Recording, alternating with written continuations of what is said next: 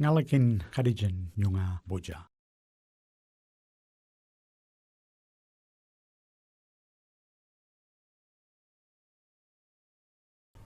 Hello, my name is Kinsella and I'm a curator of art here at the University of Western Australia, which stands on Wajak Noongar Budja. I would like to acknowledge that the University of Western Australia is situated on Noongar land and that Noongar people remain the spiritual and cultural custodians of their land and continue to practice their values, languages, beliefs and knowledge. Today marks the beginning of a wonderful relationship between the University of Western Australia and the Asian Art Museum. It has been my great pleasure to work with Abbey Chen, Curator of Contemporary Art, and Thuy Tran, Contemporary Art Curatorial Fellow from the Asian Art Museum, in the realisation of this symposium, which is the first of a two-part series. This program of speakers relates to current programming across our institutions.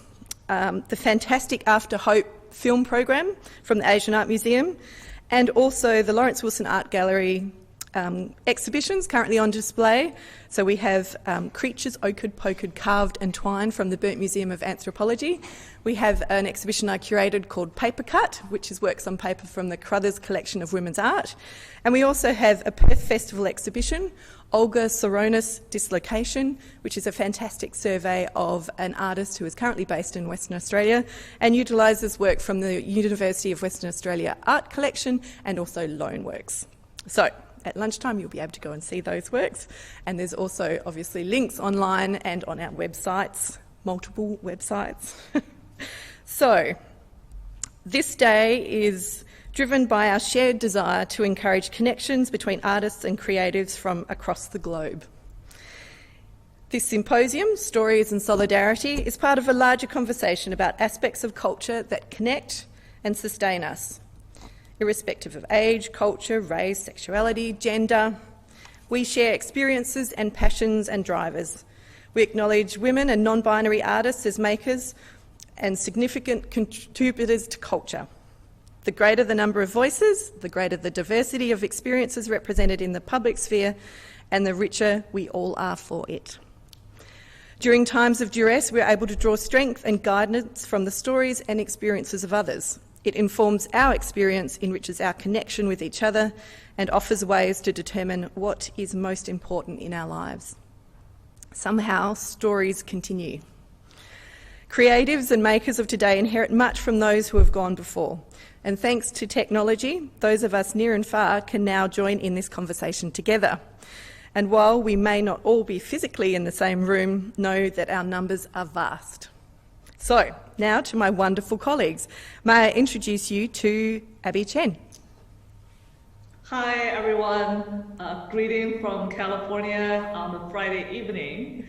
And I just want to congratulate Lee and also Thuy for hosting this wonderful event. And this is a unprecedented cooperation that we have between our two institutions. And I'm very excited to associate this symposium with the After Hope program. And After Hope is our joint attempt to develop new curatorial research practices and cultivate active engagement within and beyond the structure of the museum. What kind of methodology is needed in order to imagine new ways of presenting and mediating contemporary art and cultural production in a form that is inseparable from daily life, politics, and policies of artists and institutions. So without further ado, I would like to pass on to Thuy, our wonderful curatorial fellow jointly hosted with Asia Foundation. Hi everyone. Greetings from Chiang Mai, Thailand, and welcome to the Stories and Solidarity Symposium. My name is Thuy Tran, and my pronouns are she, her, they, them. I am the Asian Art Museum's Curatorial Fellow of Contemporary Art, made possible by the Asia Foundation's Margaret Williams Fellowship. I'd like to start by acknowledging that this symposium is taking place on the ancestral lands of the Wajak Noongar people, who are the traditional owners of the southwest of Western Australia. I'd like to thank the Lawrence Wilson Art Gallery and University of Western Australia for hosting this symposium, and especially Kinsella for being a thoughtful and tenacious co-conspirator. Lee, it's been a joy to work with you during this curation process. Without you, this wouldn't have been possible. This symposium is part of the Asian Art Museum's Global Art Dialogues initiative and features artists from our exhibition, After Hope, Videos of Resistance. Amid shifting social landscapes, the museum's commitment to invest in emerging established artists, elevate marginalized voices, and curate through a global lens of equity, justice, and collaboration is stronger now than ever before. Whether these events are in person or virtual, we aim to create spaces to challenge and transcend physical, socio-political, and imaginary borders in order to empower change. By bringing together creatives from Bay Area and global communities, we are exploring the possibilities of what we can be and what we can accomplish through a spirit of radical collaboration. We believe that our brilliant symposium artists and speakers truly embody this spirit. Today and every day, we celebrate you and everyone in this room. Everything that makes up your life story, your challenges, your joys, your mundane, the extraordinary, it's what makes this world beautiful and worth experiencing. And now back to Lee to introduce one of our keynotes. Oh my goodness, thank you so much, Abbey. Thank you so much, Thuy. It's been a complete pleasure, and this is just the start. So what we're doing today is being recorded. We're going to keep unfurling conversations, so it's really exciting. And I thank you for being here and participating, wherever you are, actually. Right, let's go. We are very privileged to have Noongar sculptor Janine McAullay Bott speaking to us today. She is a remarkable weaver of natural fibres, and her kangaroo is currently on display within the Burnt Museum of Anthropology exhibition Creatures, Ochred, Pokered, Carved and Twined. Please welcome Janine.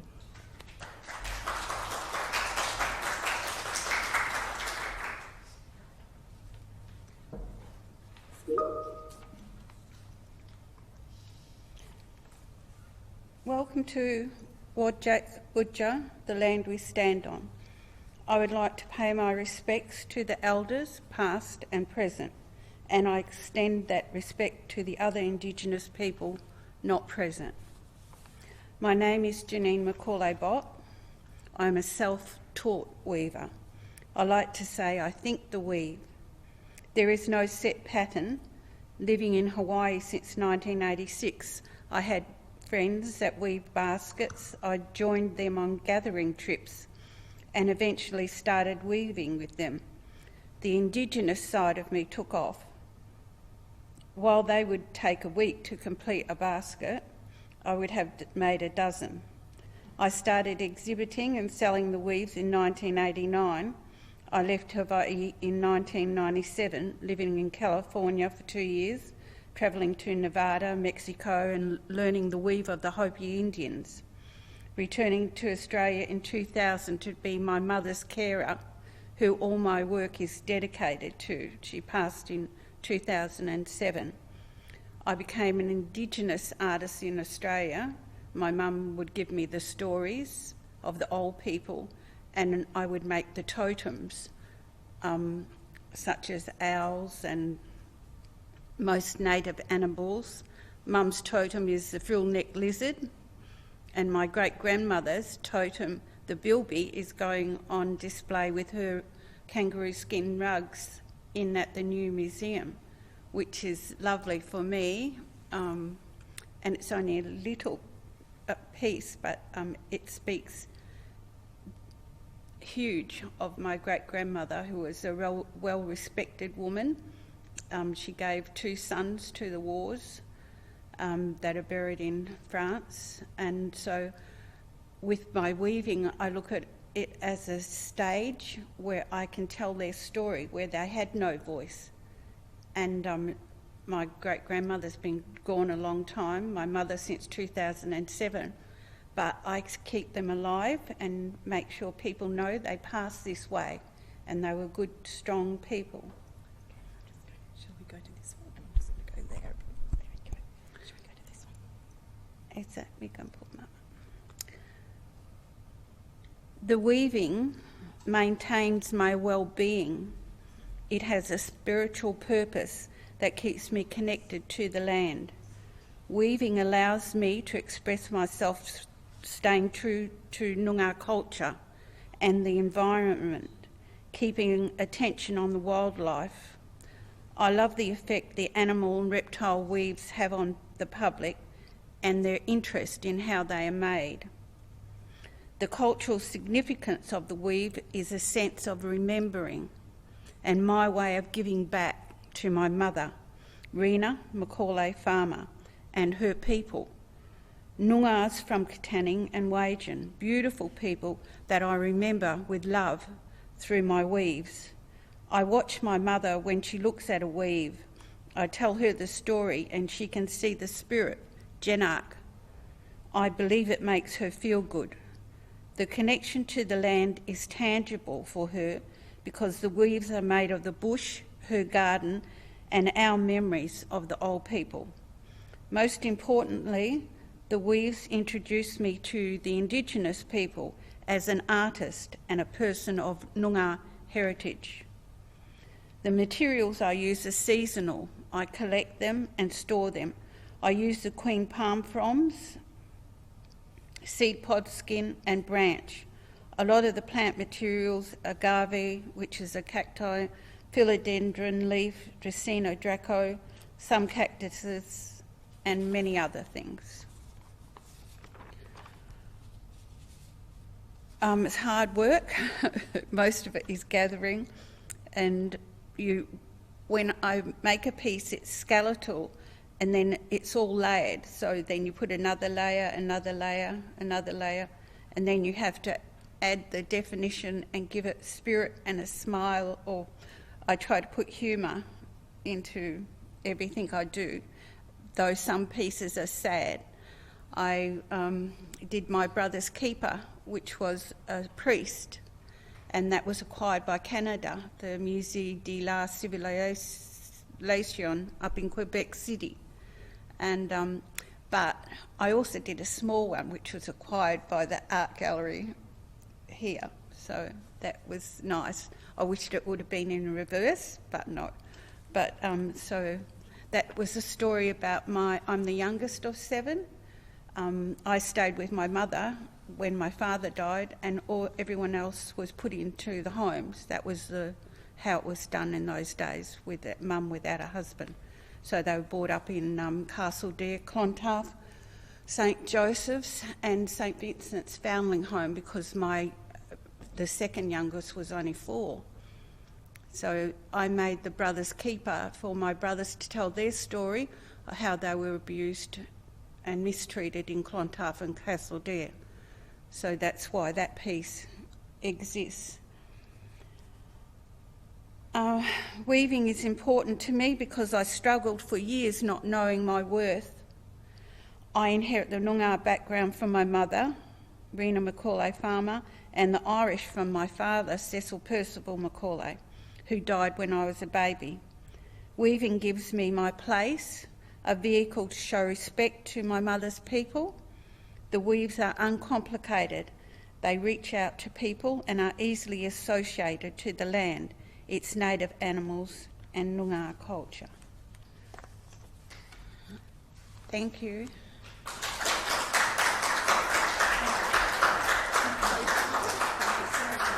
Now, do you want to just talk through the other slides? Do you just want to run through? Oh, Do you want okay. There's the bill. Oh, this is a bilby for my great-grandmother. It's only tiny. It's in the storage museum at the moment in Kewdale.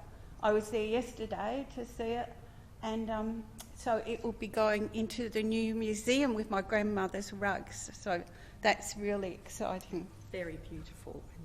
This one. And this is the kangaroo and baby, which is an old piece. I haven't seen that for years. And it's a more open weave than I usually do. Our mum was alive when this was made, so it represents my mother, and the Joey is me, because I never went into the orphanage. I stayed with mum. So, and that's the connection.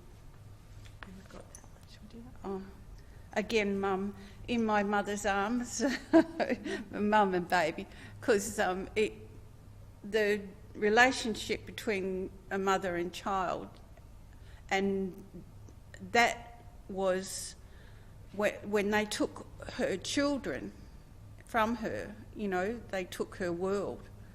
But I stayed, so, you know, but there were 7 of us, so, and that's fractured. You can't get that back. I wasn't raised with them, and my connection to Mum was much stronger than theirs, and that's why everything goes back to that connection in the early times, because I wanted to, if I'm speaking, you know, tell people how strong it is, you know, and how wrong it is to remove children. Thank you so much. Do you want to talk about your sculpture by the sea as I get this up? Oh, okay. I worked very hard to make a full-size truck for Sculpture by the Sea. I went to Bondi and Cottesloe and sat for the 10 days up on Bondi coast, and you know, it was sometimes people question that the weave, there's no nails or wire or anything, and that the weave could hold up in such weather that's up on the coast, and it just sat there and owned its place. Shall we play? Yeah.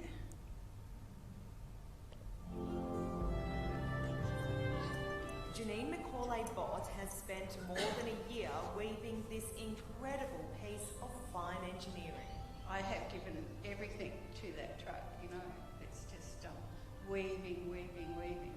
Layers upon layers of palm fronds, grapevines and cacti, Janine's gathered by hand. The story is that he's an old truck that has been doing heavy haulage for years, and then he's just been left in the bush for the bush to claim him back. You've made basically a life-size car. What's keeping it all together? Just the weave, Amber. Just the weave, the technique, and layers, strength in some places and fragility in others. Yep, that's right. There's no nuts, bolts or wire holding this together. Just native bush and a lot of hard work. I say, don't just look at them, look into them, because they're layered.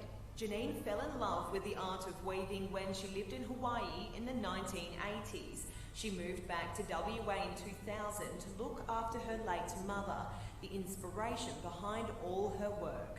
Mum would tell me stories of the ancestors, the old people, her people from Wajan. She was a Noongar woman from Wajan, Narrabeen and Katanning.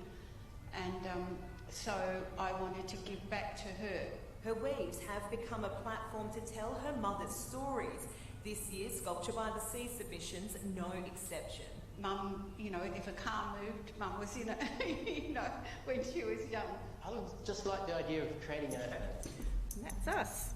Thank you so much, Janine. That was an incredibly moving presentation, but also a fantastic foundation for our day today. So I thank you so much for your generosity. It was truly amazing. So thank you so much.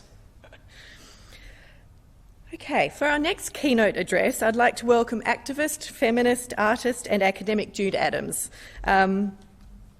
Jude is central to feminist politics and activism in Australia, and her collage works lie at the heart of the paper cut exhibition that's currently on display. Jude has actually flown over from Adelaide, South Australia to detail her involvement in second wave feminism in Australia and her commitment to celebrate all that was achieved in 1977 and to encourage contemporary feminist artists to engage with that legacy. Please welcome Jude.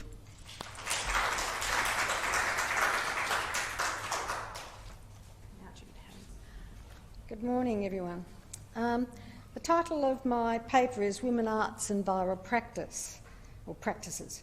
Viral Practices is the title, in the title refers to a comment by a colleague who, when writing about my work, referred to it as a viral practice that takes place across many fronts in many spaces. I think the same claim of viralism can be made in regard to the multifaceted oeuvre of many feminist art workers, both past and present, who work across many spaces, from the studio to the seminar to the street. Okay, my first image. This is a poster for the women's show that was held in 1977 in Adelaide. It was a mammoth undertaking. was an Adelaide-based, Australia-wide, unselected exhibition of women's art with almost 400 works. It was arguably the largest exhibition associated with the period of second-wave feminism, which is in the 1970s, and was the first project of the then newly established women's art movement in Adelaide. We'd call them WAM. The Women's Show also included additional events such as a student show, a media panel, a conference and workshops devoted to all other art forms such as film, theatre, literature, etc. And, more importantly perhaps, it offered free childcare. So it's interesting it's got the hands there, because the hands, of course, are used in a poster for paper cut, I noticed. This is an image from the publication about the Women's Show, and it's just of collective meetings. It was quite a lot of people at their collectives getting the show of the Women's Show together. On the strength of its success, WAM received government funding and implemented an impressive program of activities for the next 10 years, including exhibitions, talks, workshops, which included Indigenous workshops and briefly an Indigenous officer. Large open selection shows such as the Lovely Motherhood Show, Quantum Leaps, Juggling the Roles, blah, blah, blah, Juggling the Roles, I'm not going to go on with it. I'm trying to rush through this because I've got a lot to say.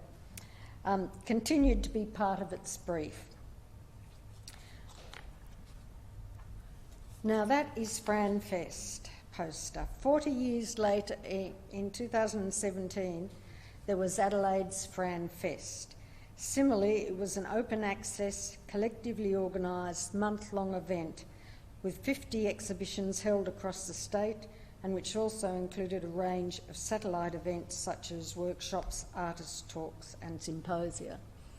Now you can see we also reference the Women's Show 40 years earlier in that little picture of the collective. Now that was a very small image, I thought, at the time when I was selecting it.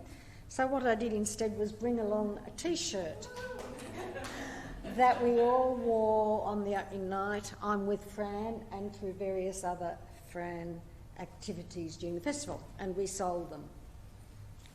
In fact, I gave one to my 5-year-old grandson and he loved it.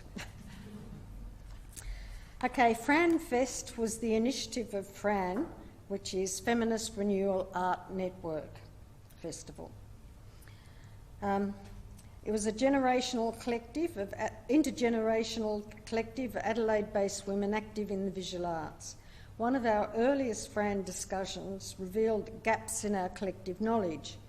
In the 1970s, Adelaide was very much part of the burgeoning feminist art scene, yet it seemed that that history had been forgotten, or worse still, never even known.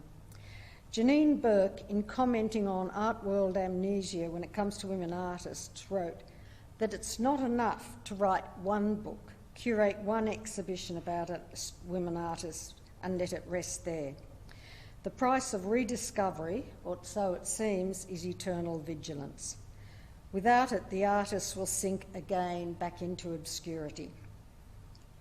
And perhaps to labour the point, as Carrie Bradshaw, the author of Sex and the City, said, it appears every generation has to relearn feminism. And I think we'd all do well to remember that. So with this in mind, one of the core aims of Fran was to recover our lost feminist history, and in doing so to contextualise and memorialise the Women's Show. First in a performance called New Wave, No Wave, and that's an installation shot, no people in there, just the installation, that sort of memorised or remembered the old consciousness-raising circles from the 1970s, and we had documentation from that period up on the walls. These stories of loss and return to not only are not only important for rediscovering lost women artists, but bring feminist art activities and events from the past to light.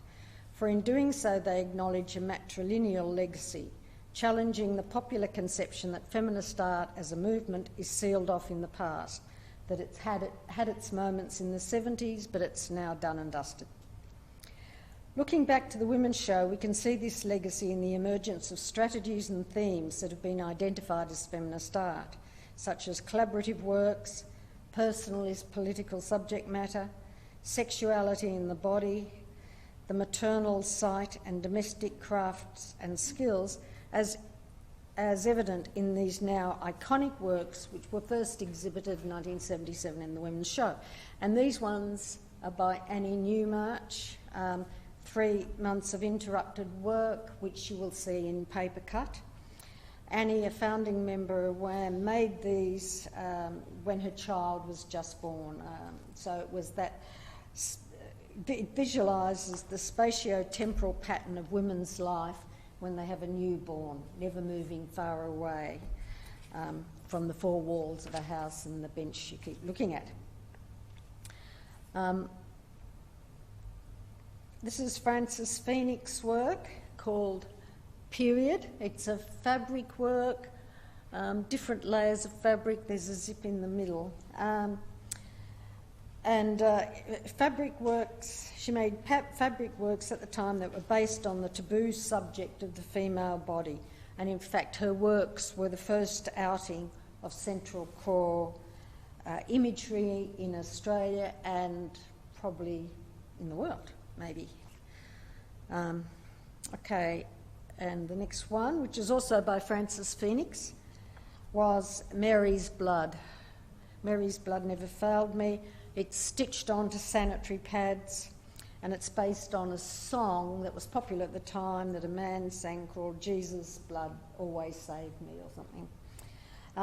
You can imagine how radical these works were in 1970s in the Women's Show. And this is by Margie Dodd. Some of you might know of the artist Margaret Dodd. It's called Made to Serve. Dodd, also a founding member of WAM, exhibited Made to Serve, a teapot with hair rollers, and it was filled with aspirins that wittily alluded to Betty Friedan's The Problem That Has No Name, which referred to the dissatisfaction of the bored, often depressed housewife trapped in suburbia. Similarly, many of the works in FranFest exhibitions 40 years later also used textiles to express their ideas or worked with personal and domestic themes, thereby implicitly acknowledging a matrilineal connection to the innovative practices of second-wave feminist art. This is from FranFest exhibition. It's by Zoe Freeney, and it's the mother, it's hidden by the plethora of children's toys, which seem to get bigger every year. However, whilst there were similarities of media and content across the generational terrain, there are also marked differences between the Women's Show and FranFest. Firstly, every gallery or venue that the Fran Collective approached was, without exception, positive about a festival of women's and non-binary art, and they were all eager to participate either with the solo, group or themed shows. This was a surprise to us. 40 years ago, a request to show women artists would have been met with hesitancy at best, or the stock answers that we usually got of, we don't know any women artists, or, we exhibited a woman artist last year. So, in this regard, it's encouraging to know that we've made progress. Secondly, in the 70s, one talked of feminism. Today, there are many feminisms. Feminism has been pluralised. This leads to a more thoughtful, nuanced, inclusive approach. No longer simply a label to be stridently embraced or rejected, feminism today invites a relationship with other signifiers of identity, such as race, colour, class, sexuality. Today's feminism can be ambivalent, sometimes humorous, sometimes enlightening or forceful. The FranFest work in the exhibition I'm a Feminist But indicates a range of relationships with feminism. This is by Olivia White. It's called Tossed Guilt Salad, and it explores the artist's ambivalent relationship with both feminism and glossy magazines. The food is made up of all cut-ups from, again, cut and paste from fashion magazines, surfacely very attractive but not sustaining in any way. The next work again from one of the FranFest exhibitions, and from I'm a Feminist But, is by Deborah Pryor, and it's called No. And it's hard to see, but it's a blanket patchwork that's made from blankets that were, I remember them as being pink, pale pink and green, and they were from Onkaparinga in South Australia, and she's cut them up and put them all together. So you read the work in terms of the comfort that those soft blankets gave you, but today we know the domestic environment can equally be one of fear or of resistance, having to say no. Disappointingly, one of the frustrating similarities the FranFest had with the Women's Show is that for mother artists, the competing demands of creativity and motherhood still remain.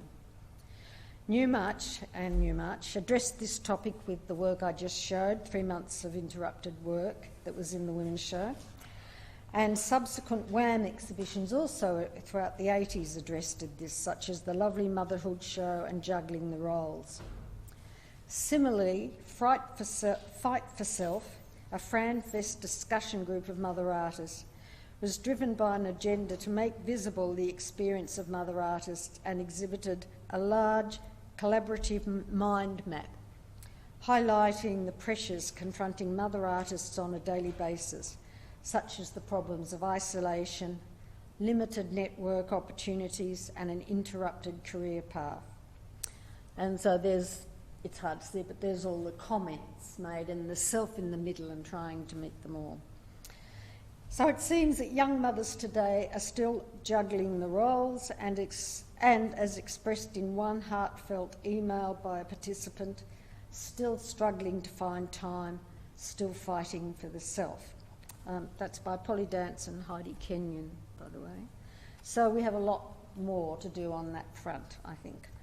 I want to now briefly turn my attention to 2 Fran shows that specifically focused on feminist elders, and the shows were From There to Here and The Women's Show Women. That's the titles. From There to Here recognised the work of 5 women whose art careers had spanned the 40 years period from the 70s to present day, and who've been important models and mentors to the following generations of women artists.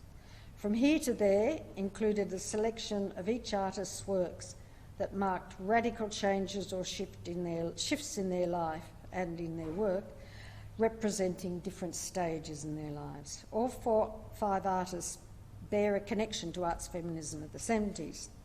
The 5 artists were Margaret Dodd, Loene Furler, Anne Newmarch, Olga Sankey, and Kay Lawrence. The first 4 exhibited in the 1977 Women's Show, and Kay Lawrence curated an exhibition for International Women's Year at the Festival Centre in Adelaide in 1975. Given the context, and as I'm talking about in the 70s, as young artists juggling motherhood and an art career, it wasn't surprising that Dodd, Furler and Newmarch exhibited work that reflected on women's situation as wife and mother. And I've shown you Margaret Dodd's work and Anne Newmarch's work in the previous slides. This one is by Loene Furler, who was a founding member of Fran, the collective Fran and of FranFest, and curator of the exhibition From There to Here. And this is a picture of her famous daughter, Sia, in Right From the Start We Are Bound, and it unnervingly evoked ideas associated with the construction of childhood and gender as constraint. Now, Dodd, Furler and Newmarch also exhibited works in the second show I'm talking about, Women's Show Women, along with other women who had exhibited in the initial 70s Women's Show. And they were Olive Bishop, Helen Sheriff, Stephanie Raddick and Bev Southcott. The aim of this show was for each woman to develop a personal memory archive relating to the Women's Show. The impetus for the show came from a grainy picture I saw in the Women's Show catalogue in 1977. That's the page from the publication. Placed on a small pile of swept-up rubbish, if you can see it, was a scrawled note with the familiar proverb, "A woman's work is never done." This ironic work was signed by Sandra Hawkins and friends, exhibitors in the exhibition, and it accompanied a controversial review of the women's show, which reprimanded the show's organisers for failing to keep the gallery swept and maintained. It took little notice of the fact that it was so big, the women's show, they had to extend into an open space where there were pigeon droppings and everything like that. Okay. So in this photo, what we see, put in this book now by Sandra Hawkins and friends, is that those artists recoded this woman's show's scrap heap by the Duchampian gesture of context and authorship. Right? The archival turn in art practice and in feminist scholarship has similarly transformed scrap heaps of second-wave feminist memorabilia and documentation, such as badges and posters, things people are about to be thrown out. But feminist historians, recognising them not as rubbish to be discarded, but as potential sites for the generation of new work and new histories. And there's been quite interesting projects that have come out of reclaiming these scrap heaps from the 70s. Mindful of the quote that, and I quote, "With generational change, women's histories can often be swept aside, left on the scrap heap of history," I thought that a strategy for avoiding the narrative of forgetting and loss might be for the artists from the women's show to curate their own memories in relation to the show. So that was the curatorial premise. And this is just an installation shot of the works from that exhibition. It was in Ace Open Gallery. I'll read quickly. The artist's glass cabinets contained a range of objects and memorabilia, including a poem reflecting on the fragmented life of the mother artist, knitted and handmade mothering gestures one generation to the next.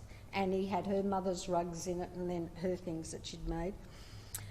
Knitted and handmade domestic and found objects, books on radical and feminist politics of the time, magazines such as Nova, I don't think anyone knows that fashion magazine, a family Bible, newspaper cuttings, and testimonies to the importance of WAM, the women's show, female friendship, and most importantly, the support and encouragement from female art lecturers, the two of them, or three of them then.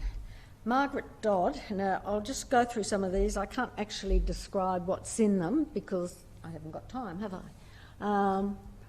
But you can sort of somehow get maybe from these a glimpse of some of the things they've put in, and they're quite specific to the artists, and those who know it can read these, this information and this interesting... This one is a painting by Helen Sheriff that was in the women's show, and it's a woman in a bath with lots of toys floating around, and it's called Happy Mother's Day. I quite like it.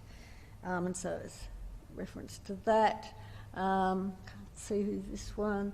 That's Margie Dodd's, and this is the one I want to talk about. Margaret Dodd, in her cabinet, movingly devoted one shelf, which is that one there with some postcards on it and pictures, devoted to one artist who had recently died, Frances Phoenix. Phoenix had been a member of Tran and much earlier a member of WAM in Adelaide and in Sydney, but sadly died too soon to hear the tributes paid to her at the Tran Symposium. And just to go through that, that's one of her works on paper that was called A Centrefold in the first Lip magazine, came out in 75, I think. Again, an early example of central core imagery, and it's made of paper doilies, and it was hand-sewn by Melbourne artists into each of something like the 500 magazines. So it's a tribute to Frances Phoenix in Dodd's cabinet. The artists and women's show women were attentive in creating their cabinets, in thoughtfully selecting objects and artefacts that refer to the times, to their work and to the women's show. They provided further contextual information. These cabinets therefore invoke an ethics of care for feminist art histories, for material culture and for sisterly remembrance.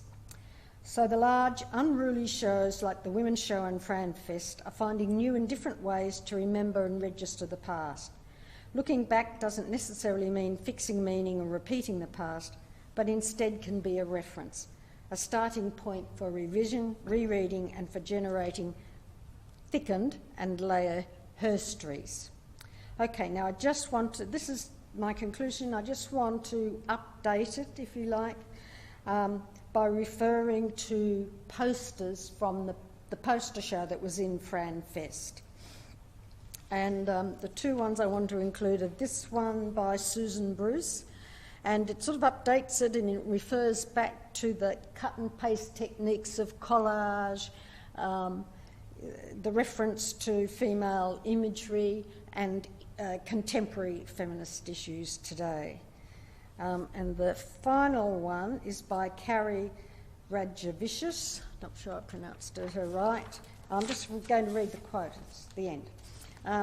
It's called Prone, and it's a pixelated picture of Hillary Clinton on one side, and that's the close-up of it. And she gave us detailed information on why it's called Prone and what it's about. In 1964, Stokely Carmichael jokingly stated that the role of women in the US civil rights movement was prone. Some argue that his comment prompted discussions within the New Left that would lead to the women's liberation movement of the 1970s. If indeed this comment did spark conversations that led to the women's liberation movement, then as a US female citizen who lives in Australia now, I think Hillary Clinton's failure to be elected US president should also be a catalyst to form serious discussions about women, leadership and feminism in the 21st century. 52% of white female voters cast a vote for a boorish, sexist and inexperienced man-child over a woman with arguably more qualifications than any presidential candidate in US history. Hillary Clinton's failure to earn the majority vote in any female cohort over Donald Trump is emblematic of a women's movement in crisis. It is our prone movement, our time to spark new discussions about women, feminism and our role in going forward. Thank you.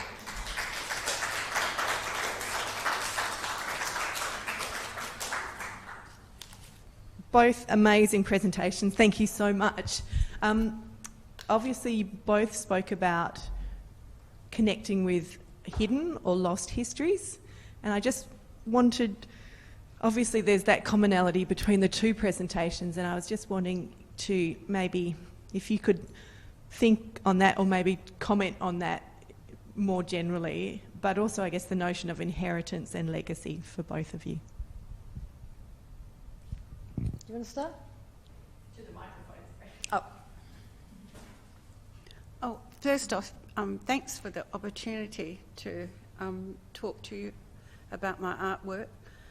And I like to think that it empowers women to do things, to try things. When I do workshops for the Indigenous, they think they can't do it. It's too hard, you know.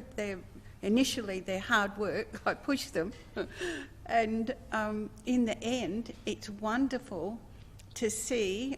I've done workshops at Curtin, and I've taken photos with the group, and they're all done wonderful work. You know, work that they didn't think they could do because it's an open weave, and you have to have dexterity. But initially it's hard, but they push through and they made wonderful things. And up in Port Hedland, the one boy that was in this school group, the teacher said, "Oh, don't worry about him. He's, mischievous and trouble." And I zoomed in on him and the other girl that she spoke of, and he ended up making a top hat like Lincoln's. It just came out of nowhere, and he was like looking at it, and the girl just made a figure. You know, it was in her head. I always say the weave, it comes from my head to my heart and through my hands. And it was so obvious that she was talented, and she put into this figure, which was her sister that had passed, and she was amazed. And sometimes I'm just weaving, and then I stand back and I look at it and I think, oh wow, you know, I did that. So the thing is that women are strong, and there's so many layers, like the weaves, and as you go through, every day is a lifetime, a small lifetime, and it changes and it evolves, and women can do anything, and especially in the arts.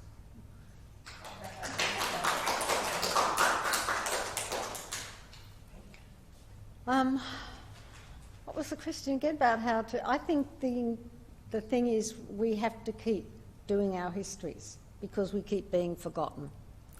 And I think those quotes I referred to, like the Carrie Bradshaw one, for instance, popular culture.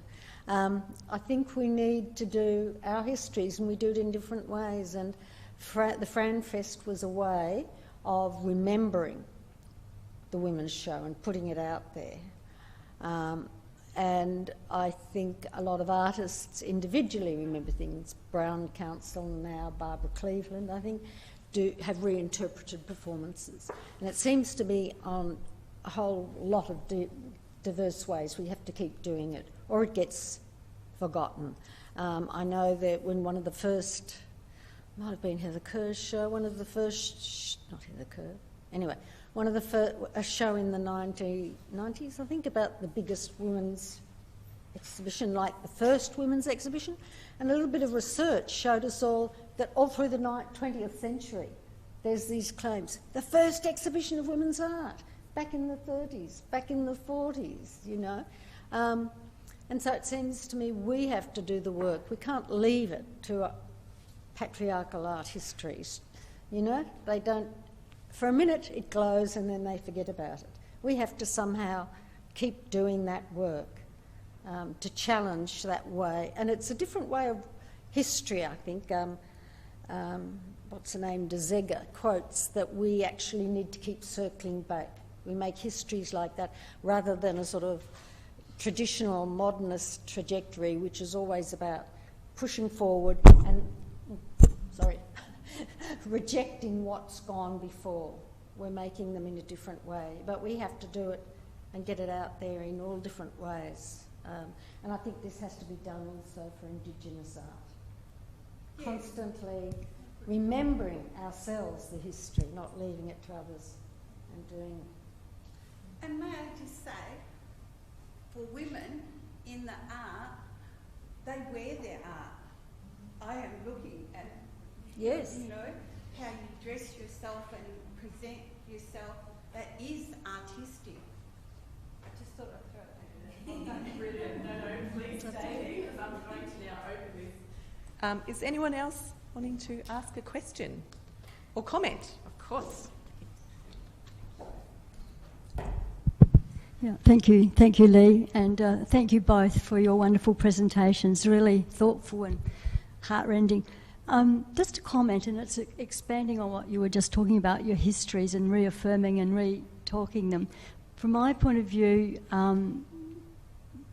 Janine, you mentioned about your weaving being asserted or affirmed or strengthened through your work in groups from Hawaii, and then over to the Navajo, and then back with your family over here. And Jude, your Franfest in the WAMS was community of women, and we know that traditionally there's the quilting workshops and so on and so on. It's about friendships and strength and support. Individually those artists were doing things, but they wouldn't have been as strong if they hadn't had your support or Annie's support of other artists. So it is contingent, isn't it? And I don't know that that's the same in patriarchy. It's a different way of working, different way of affirming. Would you like to add more to that? It's about the need for women to be together. Yes. In Hawaii, it's traditional weave, flat weave, things I've always done. But every now and again, she was my competition. I can't think of her name now, but she just took it to a higher, a higher place, and just popped out of,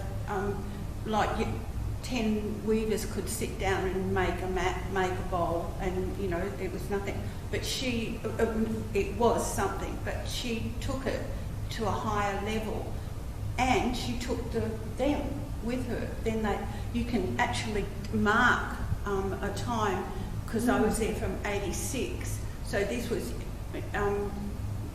a bit later, not about 2 years later, when she just popped out and changed the way they weaved, and others just came too with them. So it's one powerful thought, but she took everyone with her. So yeah.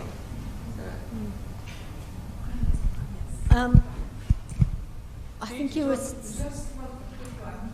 Yes. I think she's going to respond first. Yes, I think what you were saying is right. It depends on perhaps some individuals, but it depends on women working together. And most of these things have been collaborative.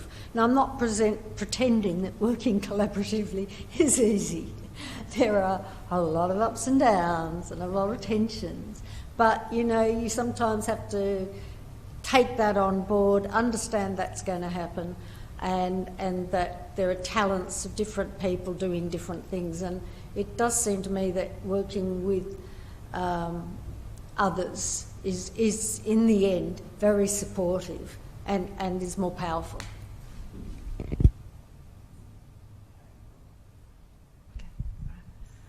Thank you. I love it. I'm learning so much with you today, guys. Oh, gosh.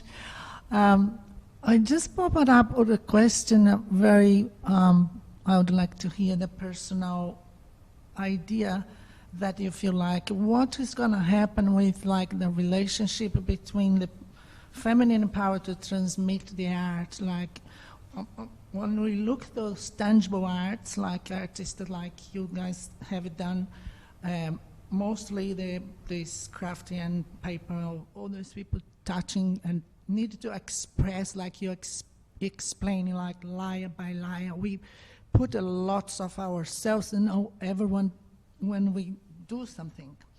What do you think that's going to be the challenge for the digital age for women in the arts? Well, progress is the digital age, but people still work the computers, and it's their mind, and artwork comes from within, and that's how it's always going to be expressed. But so you could, now they project paintings and forms on walls of buildings and everything like that. That's using the digital.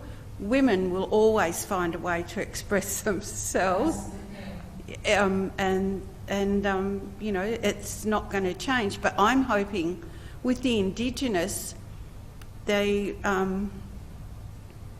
still recall to the past, and with doing that, they bring forward everything, that all those memories in the yin-yang, the yesterday, they bring forward, and we'll bring it to the digital age, and it will be combined, throw it out to the universe. Yeah, the knowledge will prevail. The knowledge will prevail. Yes. Sure. Oh yeah, it's too big. It's art is just and it's in the eyes of the beholders. Everyone, they can look at one piece and see totally something different. Could you just explain your owl? We have him sitting there. Would you like to just explain? Oh, the owl is wisdom, wise information, and informative, because he's always looking at things and can draw in on something really small that seems insignificant, but and comical.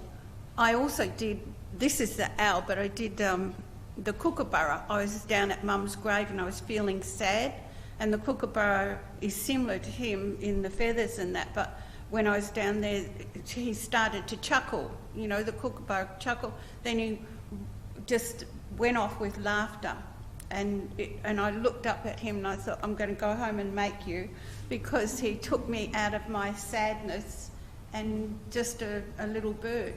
And when I made the kookaburra, then I got a commission for 6 more. So, so who's laughing now?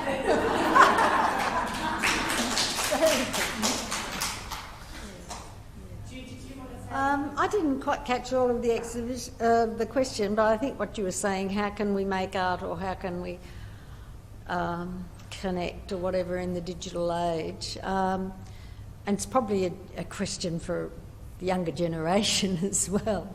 But I think there are many ways that artists do connect online, and it doesn't, even though they use technology all the time, they still make art, and it's still, people want to see it in the flesh, the real thing. And in a lot of cases, the digital age is just about communicating it to a much broader and bigger audience, and able to make connections with people across the world that you wouldn't have before. But I think it probably takes up a lot of time too. Let me just keep going to that one. Deb. Hi, thank you, Janine and Jude. That was wonderful. Jude, in particular, I have just finished a fine art degree as a mature age student, which has been a great joy. One of the things that was interesting to me is I guess I'm a bit older than most of my peers, and I grew up at a time where being a strong woman was really encouraged, and how exciting it was that we're in a new world. And I'm listening to you talking about how we have to remind people, and that when I tried to explore experience of being a female in my art class, it was actually quite a few of the young women that said, oh, we don't talk about feminism anymore, let me lend you a book. And I guess, so part of my practice is actually trying to reclaim that and say, actually, for me, feminism is just about equality, and there's still a few things that we need to do about that. You know, it doesn't have to be a negative thing. And then when I spoke to my 14-year-old daughters, they went, seriously, Mum? Feminist art? And I kind of, it's interesting that there is a resistance there still to say, you know, we're still bequeathing some inequalities to our daughters, and I'd like to be able to talk about that. So how do we do that in a way that maybe engages a younger audience and keeps them with us? Because for me, it was just always part of the landscape. I didn't question that it was okay to be strong and female. Yeah, I know. It's, you know, the generational thing can be a real problem. Yes, of course. And I guess you look at the theories that actually talk about not throwing out what happened and therefore making something different, or talking about something different, but bringing them all along together. And there are quite a lot of feminist art critics who do write about that as well. So you just have to get the right book and, you know, show it to them. I know that Griselda Pollock, who's a name you might know, is a well-known art historian, feminist art historian from the 70s, has just written about issues like, does feminism always have to be a bad memory?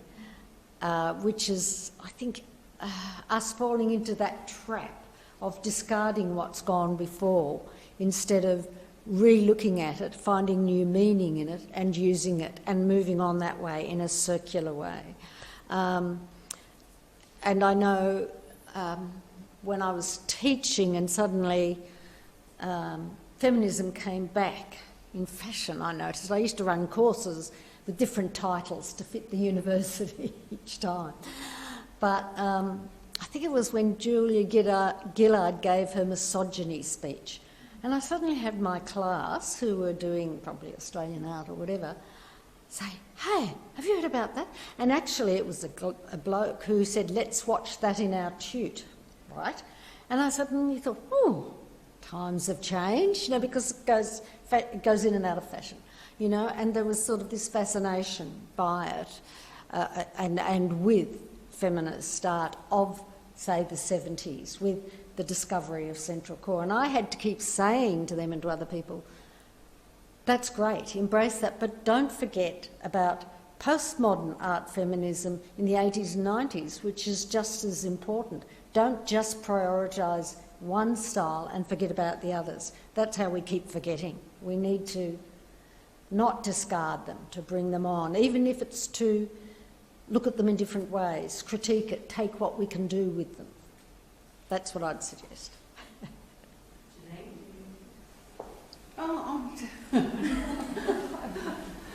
Oh gosh, I think the old people used to sit around, or the women used to sit around in circles and talk and yarn, and up in Kings Park they've got the meeting circle, and they used to discuss all these things, and they'd bring the young girls along, you know. They'd be sitting in their circle, the young ones would stand back and listen, because I'm the youngest of 7, so I never got the information from Mum. The older sisters did. But when I started to weave and make the totems, then I became more powerful than my sister, who's from South Australia, and we don't get on anymore. But so Mum handed me the knowledge, the stories, and whose totem was whose, and what I could do and what I could not do out of respect. And I always say, you know, when I exhibit the weaves, that they have to be treated with respect because they represent the old people.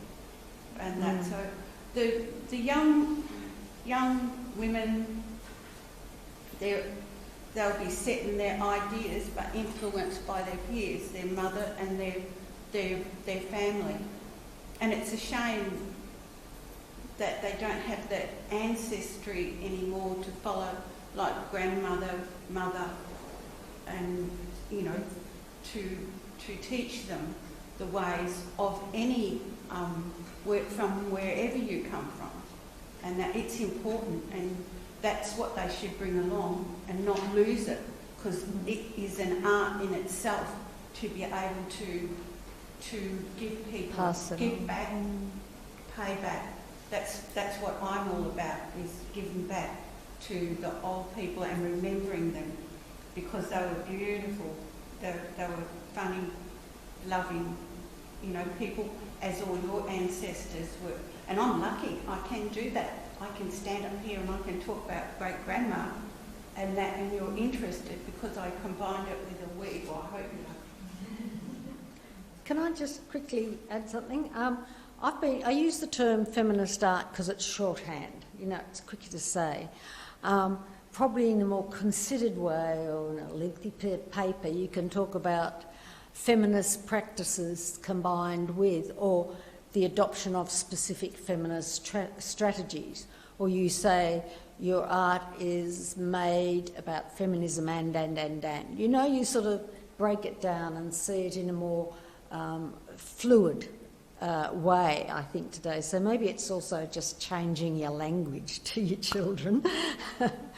And I'd like to just say that I think Indigenous cultures, I might be totally wrong here, so slap me down if I'm wrong, but I think Indigenous cultures can teach us about respect for elders, because I don't think we have what you have in that way.